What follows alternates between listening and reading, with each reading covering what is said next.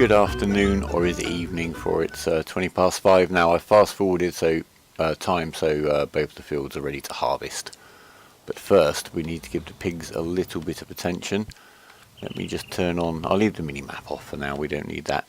If we have a look at the pig screen, they need a bit of a clean. We've still got some soybean. In fact, it was sunflowers, wasn't it? I think we stole yesterday from a contract. They've still got some of that, so they're still running at 100% productivity, more or less.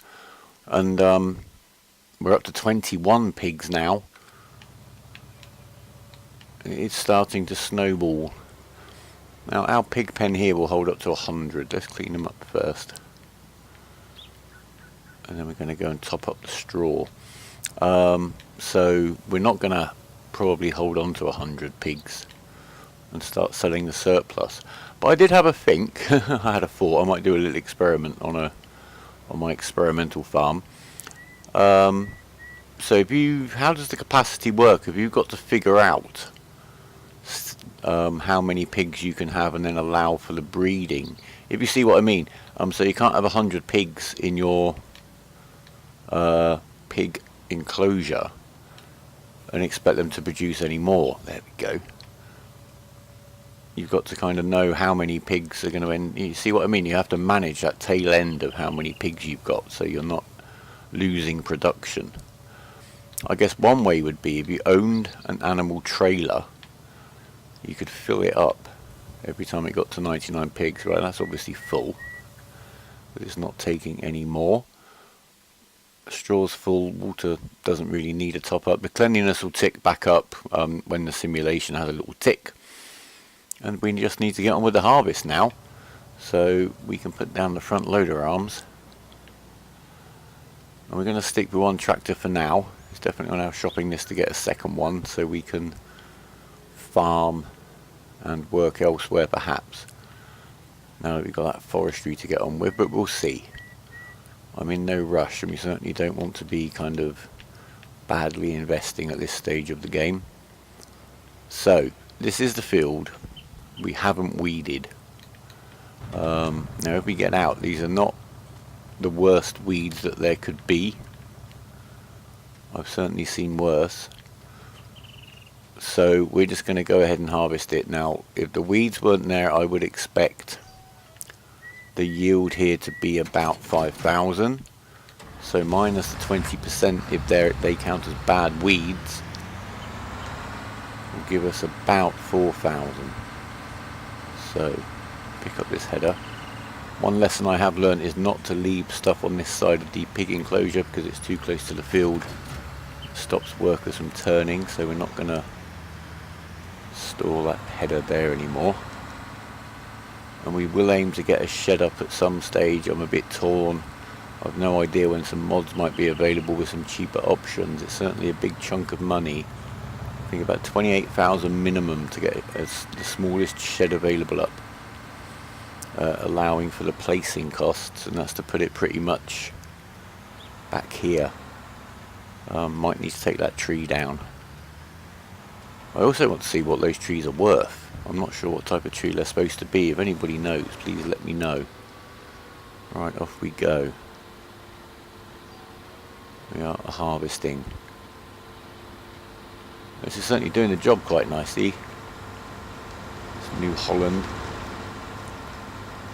Goes very nicely with this header. Goes very nicely with the corn header that we chose as well. But I can't claim colour coordination is the priority. Some very nice lighting effects going on. The render range can be a little bit odd sometimes. It doesn't seem to be too bad when the field is like this, but I've been in a vehicle on this corner where we are now and not been able to see that there was straw on the field probably 15-20 yards away.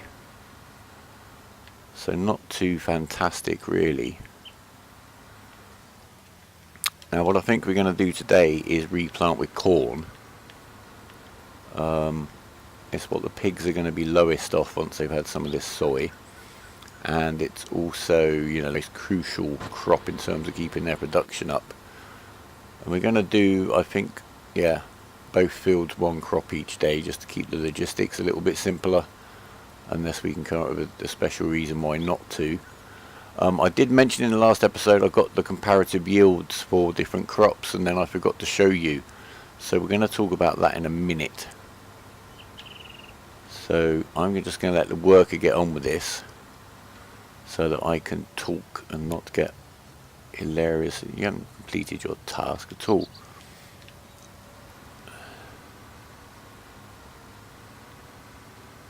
Let's see, I'm going to let a worker do it because I will get distracted.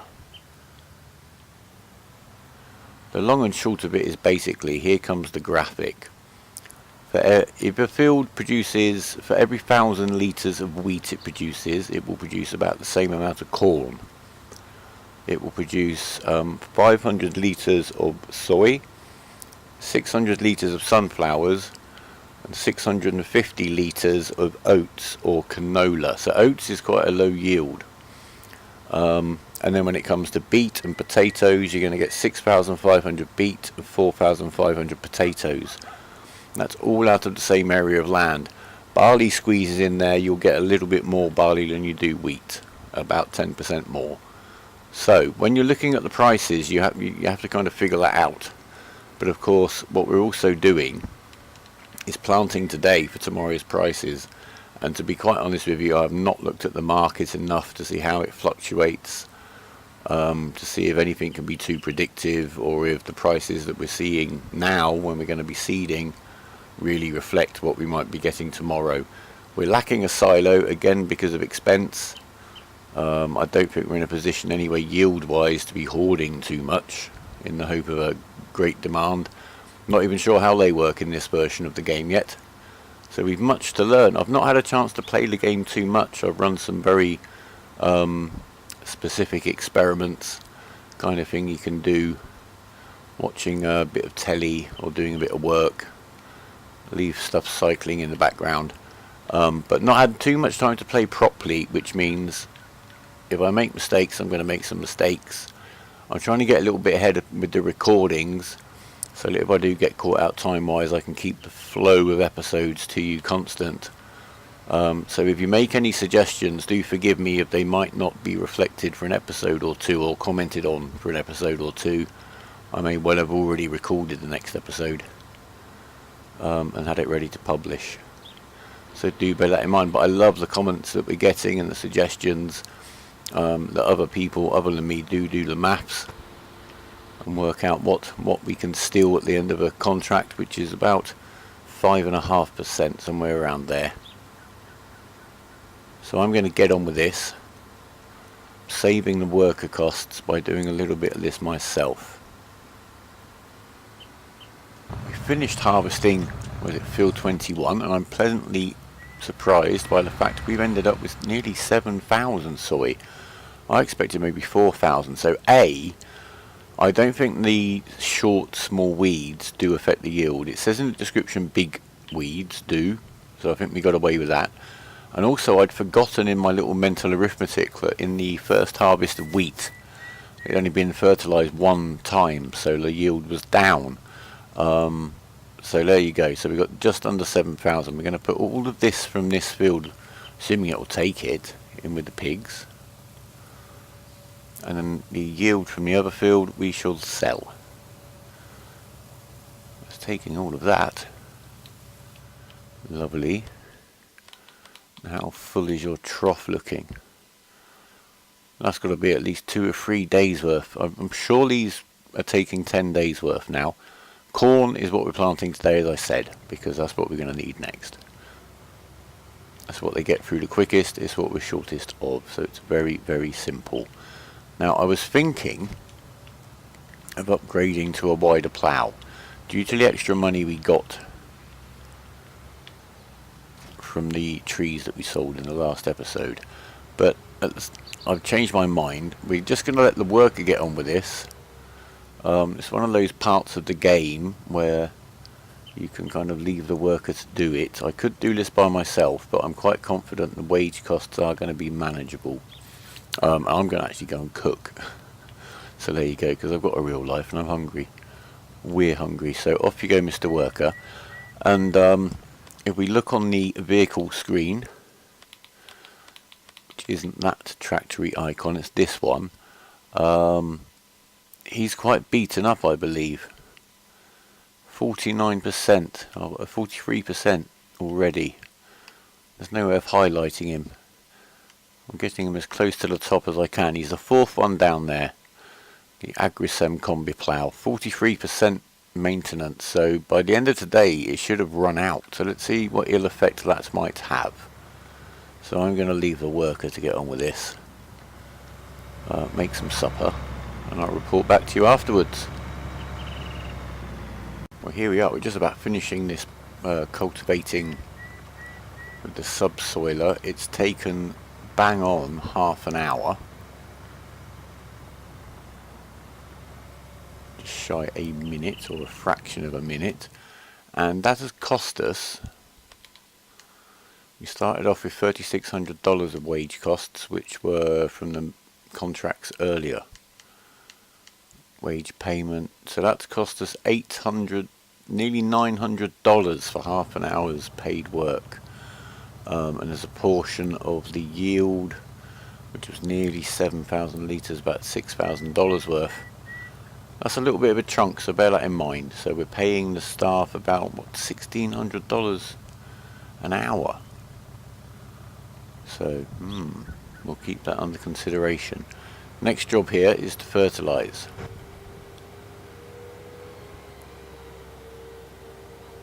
So we shall go and grab the fertiliser.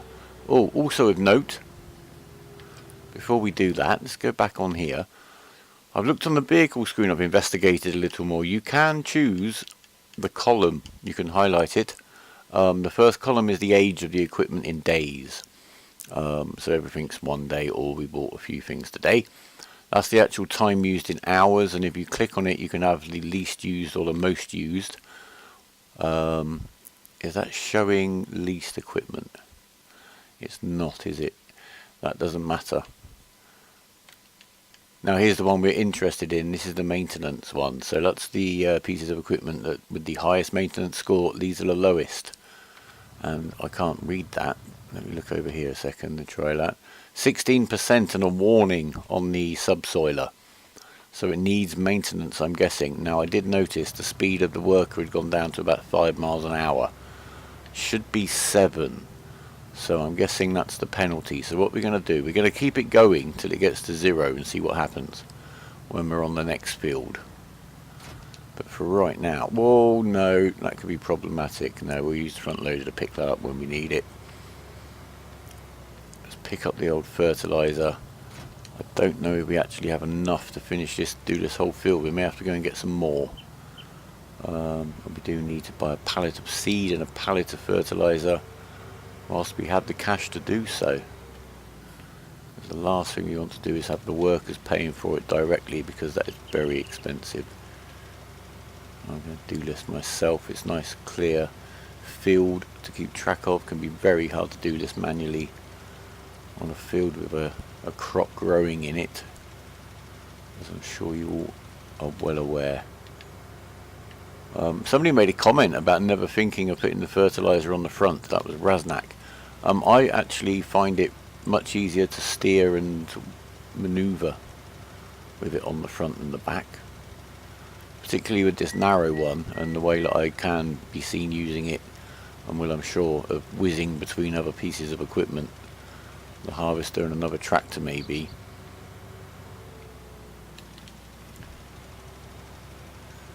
But yeah, we're definitely going to need a second tractor down the road.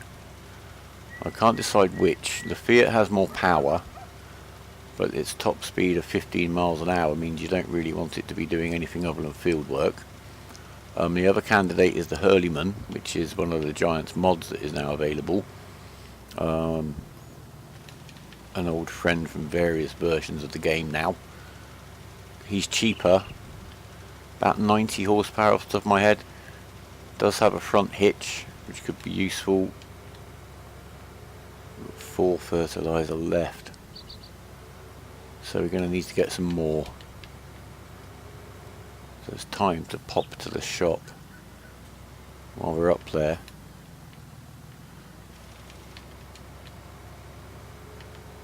We'll make sure we've got everything we need.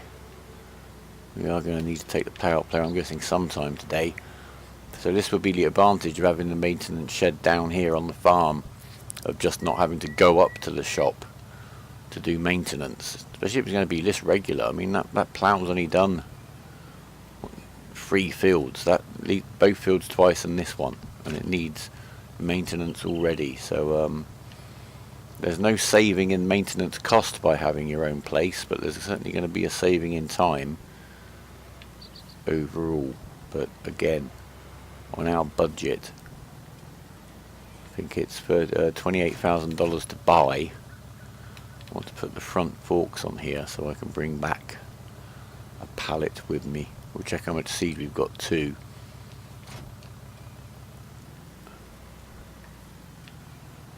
Weighing it with the front forks.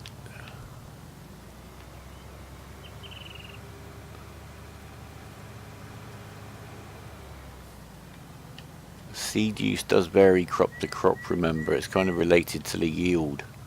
What I've found in previous versions of the game, I haven't checked on this one yet, I've only got 280 odd seed left in there. Canola used a lot of seed, got through the seed very quickly. One of the reasons I avoided using it in the last version of the game. I haven't actually done that experiment in 19, so it may have changed, but for now soy's my favourite because it's such a low yield for the value. Logistically it's quite easier to handle. Right, I'm going to go and get some more fertiliser and some more seeds sorted out, do a bit of a logistics run. I'm going to manually harvest that field. I'm going to leave the worker seeding corn and fertilising at the same time in this field until we're all done. See how much money we can make off of that field. We have finished planting up here on field 21. The harvester I've had to leave, it's full up over here. We just waited for this guy to finish, and we brought the plough over on the front. We'll just get this guy emptied first. There we go. And as I've been harvesting over here, looking at this kind of area, we've got quite a lot of land.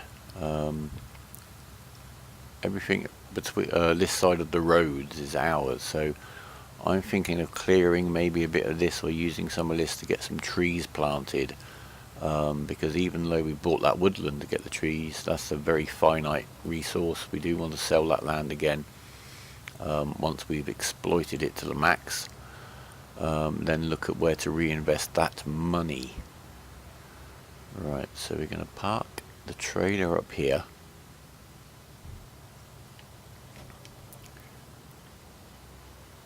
Try not to let the subsoiler fall over.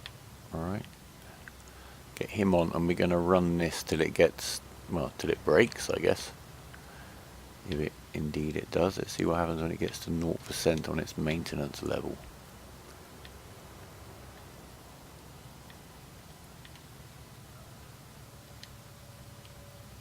We'll just set him off before he gets a chance to go very far. We're going to look at the wage costs now,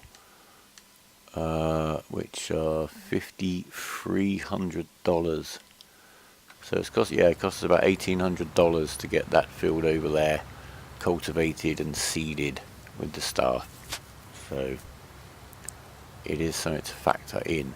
There are ways of cutting down the staff costs even though you are using the staff, one of which I'll show you at the end of this row. Is literally if you pop back and turn them round yourself, you can cut the costs down. You're not paying for the time when they're turning, and depending on the equipment they can do that in quite a laborious, time consuming way, and they also don't get the best width out of the equipment. I'm going to let this guy turn round. I'm going to show you what I mean, hopefully. Now I could have already turned him off at the end of that run. I'd have him back round at the edge of that field already and ready to go, but let's also see the width that he takes. You see, he's actually got his wheel planted right over here. He wants to go there. I'm going to stop him there. I think we could probably move him all the way over here to about there, and I'm going to let him go. And that is where you can save quite a lot of wage cost if you can just get back and turn them around. There you go, we're taking all of that out either side, and that's probably almost 50% extra per run. It's one of the reasons it's not always worthwhile upgrading, say, from this 3 meter subsoiler to the 4 meter subsoiler, because if you just leave the staff to deal with it, you're probably not going to get the full advantage anyway. But that's down to you. I need to get back in my harvester, and you can see the crop destruction. That's where the harvester rolled forward when he was full, and then I backed him up. So crop destruction is in full effect. But this harvesting is quite relaxing. It's a nice steady 6 miles an hour. The harvester stays nice and straight.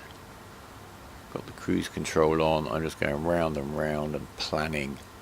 No idea what the structure in the corner is supposed to be. There's no access to it, no indication of what it is. But I'm thinking, yeah, move some trees over at the end of this field, over in that corner, and some trees along where we're pointing now.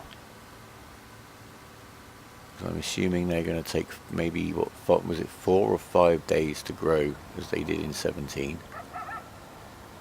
And they can be a little bit of an income top up. Once we've exploited and resold the woodland land, we'll decide what to do. There's 1 or 2 agricultural fields we could look to buy. We'll see where we are money wise and what might be the best investment.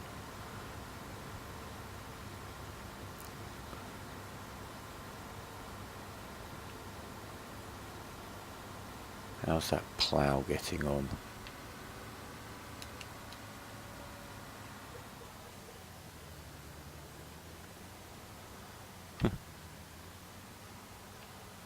Sorry if there's a little bit of background noise in this recording. My lovely lady and her son are watching a funny movie and keep chuckling in the next room. I'm here working, not working. I've seen the movie before anyway.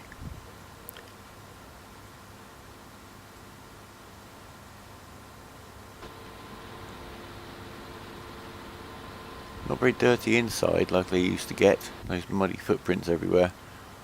This is not too grubby on the outside really. Jet wash, ooh, $5,000. Quite an investment. But we should probably get one quite soon. And then no doubt it will rain. Oh, and on the subject of rain, when I was doing my experiments, like just running days comparative yields, which is literally using some quite big equipment, he's got his hazard on. We're going to see what's going on with the hazard over on the fence. That wasn't on before.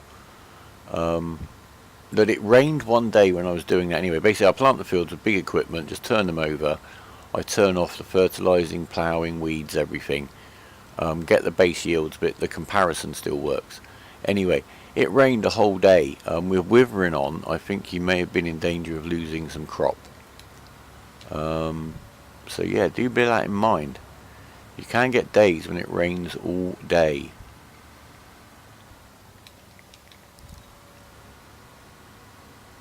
There we are, every little smidgen.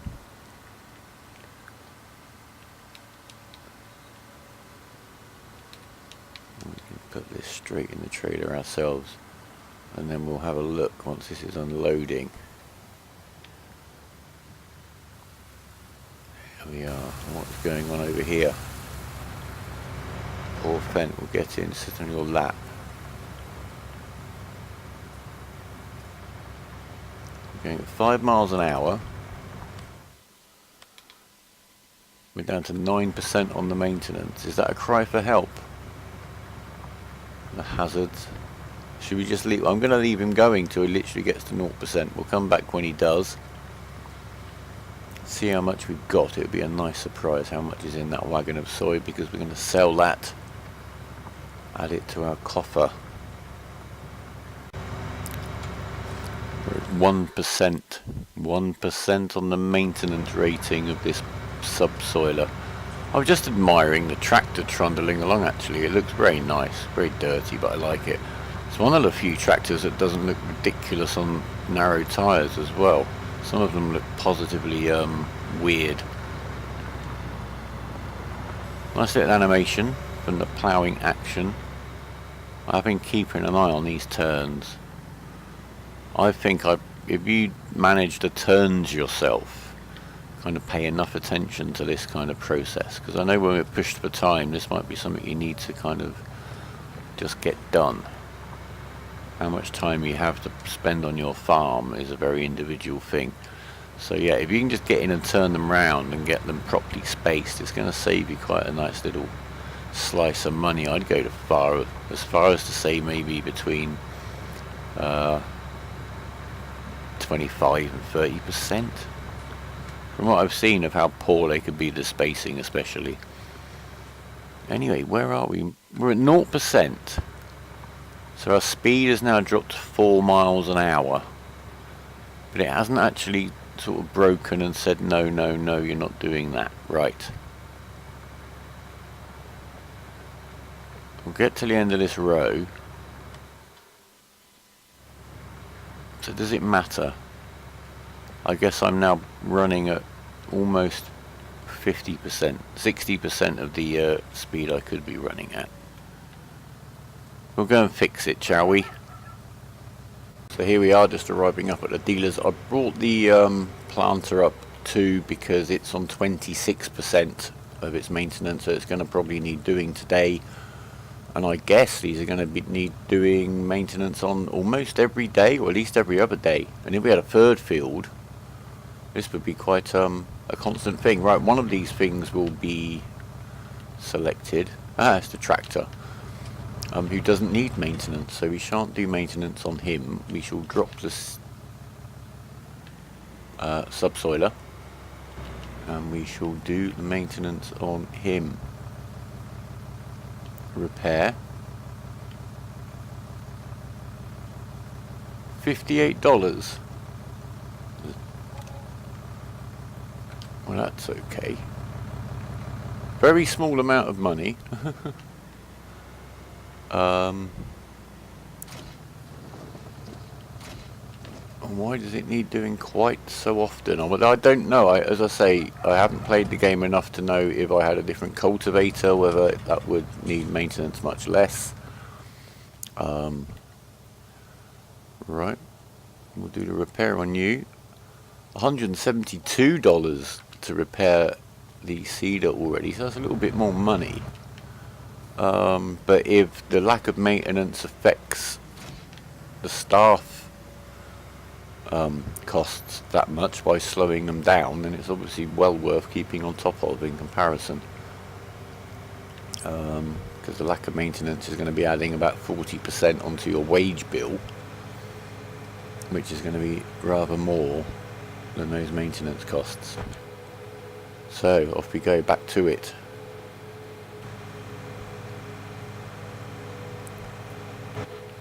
And I'm quite getting a little bit more confident and finding my way around now.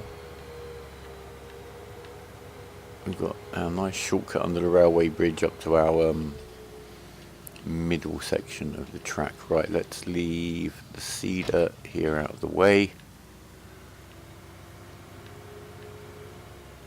We shall put the subsoiler down here.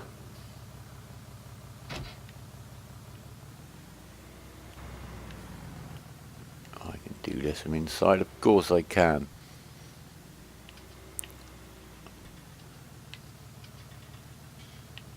There we are. And I reckon that's about right. Just check on the external view. Let's see, can we get that wide? Might need to move him over just a little, yeah. Just there. Take it all away, make it all good, yes. And again, I'm just going to leave the worker to do this, and then the seeding. And it's kind of a worst case scenario, I guess, that then we'll know how much it costs if you just leave a worker with 3 meter equipment to cultivate, stroke plough, and then seed your fields. And then we can start making savings. Oh, and of course, what we need to know is, look, the worker's now going at 7 miles an hour again, so yes. Maintenance keeps your worker costs down, or your time used using the equipment down. Quite a nice feature actually. I kind of like it, but that's a little bit quick. Every day seems a little bit much for a beefy chunk of metal like this subsoiler. Let me know in the comments how you found your maintenance. See, look at that bad turn.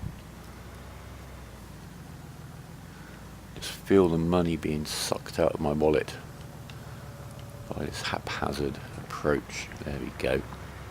Right. If we have a quick look at the field soil composition, you can see field 21 needs lime. The first time we've needed such a thing. Now it's already got dark here. Should be the last time we have to deal with the dark, because the fields should both be ready to harvest hopefully about 4 o'clock tomorrow, maybe even earlier. But anyway, right, a new thing in 19 is that we can unload the fertilizer. Not enough space to unload, not enough space to do what it needs to do. Like, let's try it there. No, let's move away. Is the building counting as an obstruction? I don't know. Let's just go here. Not enough space to unload. Okay, well, I've even reloaded the game. I've tried everything I can think of, and this won't empty, so that's a little different, unless I'm doing something hilariously wrong. I've done some quick maths, and the lime spreading adds 15% onto our yield, which means that leasing another fertilizer spreader and buying one bag of lime, a pallet of lime, which is quite cheap, only £450, is cost effective. That's basically what we'll get from the yield we're increasing or protecting by knocking over the fertilizer spread. I'm on the wrong side of it, aren't I? Okay. So I'm going to go over and do this. Then we've just got the field 18 left to plant. This is done exactly the same as fertilizer spreading. The only thing I'm not sure of is why it won't fill. Okay, another lesson learnt. Only these two spreaders can spread lime, and they're incredibly expensive. So it's certainly not worth me spending $3,000 to lease one. So yeah, we'll just have to pretend that didn't happen. We may as well return that. Wasted a few $100s, but not to worry. We got some lime, should be able to get around to using some. And I'll just get back to the fields. We've got to sow the corn in field 18, which will get fertilised at the same time. Now I'm going to keep an eye on the weeds and try to catch them with the weeder at the first stage of growth, so I can get rid of them. Hopefully that's going to work out, and we'll just see over time. I don't think those weeds today affected the yield at all. It's not fully dark here yet, but I'm not impressed with the very short range of the lights in the fields. It's not very good. It's quite hard to keep yourself straight when you can only see about 10 yards ahead of yourself. But that's just me moaning. But anyway, so yeah, we're going to leave it here. So thanks very much for watching again. Keep the comments coming. What am I doing wrong? What have I done wrong? Tell me. Any suggestions would be greatly appreciated. So subscribe if you want to stay in touch. Leave us a like if you've liked this video or enjoyed it. And we shall see you again soon. So for now, goodbye.